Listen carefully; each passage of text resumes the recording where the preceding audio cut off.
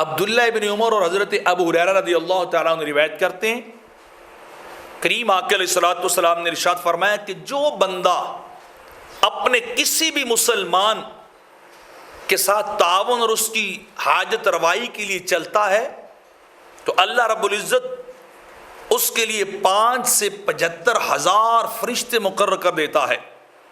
اور وہ فرشتے کرتے کیا ہیں؟ اس بندے کے حق میں اللہ سے دعا کرتے ہیں اور اللہ سے رحمت کو طلب کرتے ہیں، صبح سے لے کے شام تک اور شام سے لے کر صبح تک وہ اس کے لیے دعا ہی کرتے رہتے ہیں۔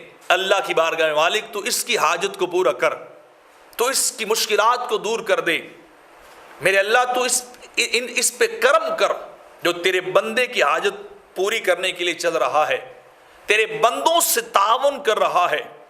اور میرے آقا فرماتے ہوتا کہ لا یرفع قدما الا کتبت له بها حسنہ، وہ ایک ایک قدم اٹھاتا ہے، اللہ ایک ایک قدم کے بدلے ایک ایک نیکی عطا کر دیتا ہے۔ ایک قدم اٹھتا ہے، نیکیاں اس کے نام اعمال میں لکھی جاتی ہیں۔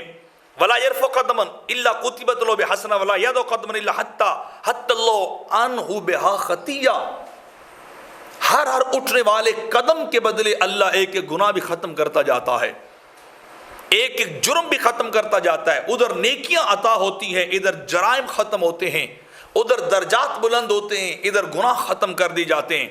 کس وجہ سے؟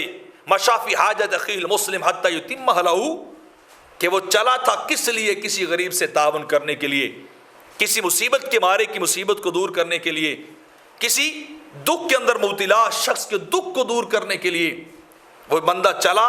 اللہ نے فرشتے 75,000 فرشتے اس کی دعا کے لیے مقرر کر دیے، اس کی استغفار کے لیے مقرر کر دیے، اور ادھر رحمتوں کے خزانے کھولے، نیکیاں عطا کرتا جاتا ہے، جرائم کو ختم کرتا جاتا ہے۔